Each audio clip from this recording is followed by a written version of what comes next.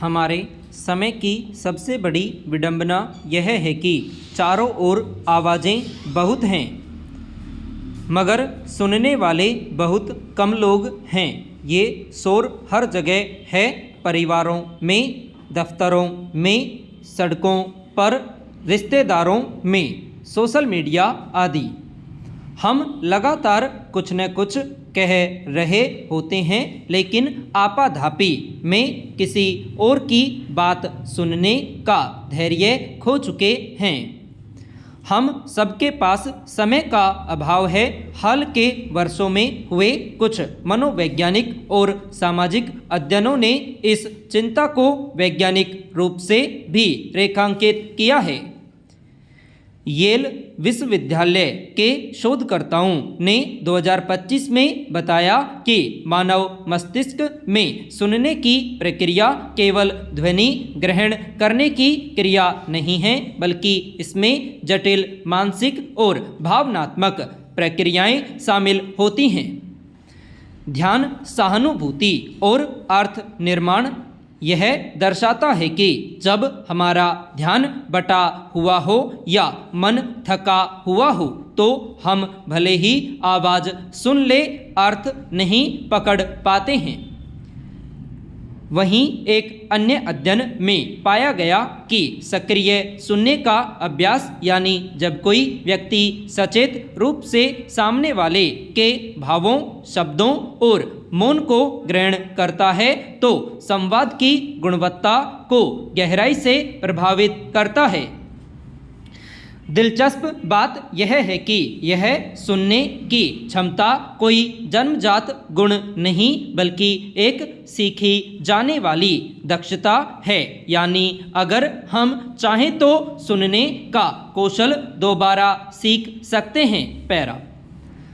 हमने शायद गौर किया होगा कि जब कोई बच्चा गुस्से में खिलौना फेंक देता है, कोई दोस्त अचानक चुप हो जाता है या कोई सहकर्मी मीटिंग में बेरुखा बैठा रहता है तो हम अक्सर जल्दबाजी में निष्कर्ष निकाल लेते हैं कि वह गुस्सैल है, अभिमानी है या उससे बात करना ही बेकार है। लेकिन क्या हमने कभी ठहरकर यह सोचा कि उसके भीतर उस क्षण क्या चल रहा था? शायद उसने अपनी बात कई बार कहने की कोशिश की होगी पर कोई सच में सुनने वाला नहीं था। सुनना केवल कानों का काम नहीं, दिल का भी है। जब हम किसी को ध्यान से सुनते हैं तो हम उसके लिए भीतर जगह बनाते हैं, उसकी तकलीफ, उलझन या अनुभव के लिए। यही जगह आगे चलकर भरोसे में बदलती है।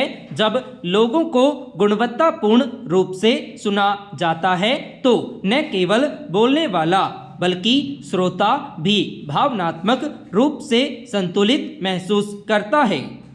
यानी सुनना सिर्फ सामने वाले के लिए नहीं बल्कि अपने भीतर शांति पैदा करने की क्रिया भी है।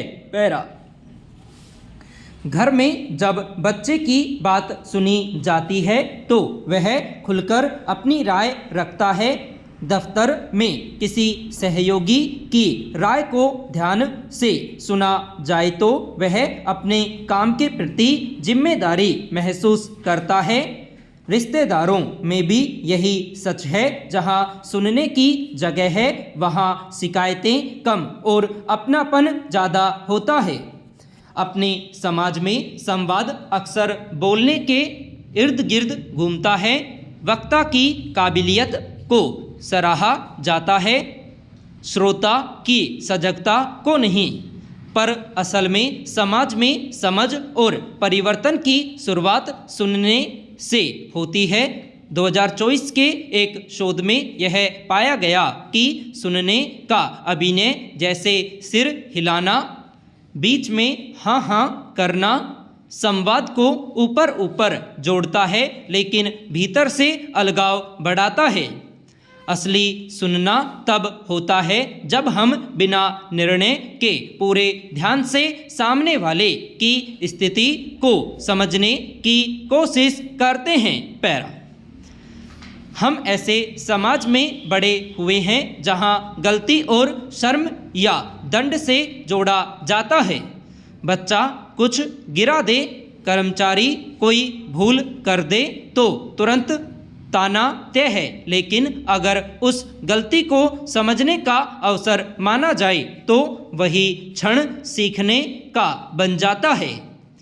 सुनना उस सीख की पहली सीढ़ी है जहां हम निर्णय नहीं समझ के साथ आगे बढ़ते हैं। मान लिया जाए कि कोई व्यक्ति देर से पहुंचा और हमने झुंझलाकर कहा, तुम हमेशा ऐसे ही करते हो, जबकि वह कह सकता था आज रास्ते में किसी को मदद करनी पड़ी।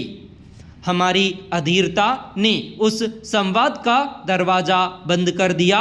सुनना दरअसल हर बार दूसरा दरवाज़ा खोलने जैसा है जहां दोष नहीं समझ प्रवेश करती है। संपूर्ण।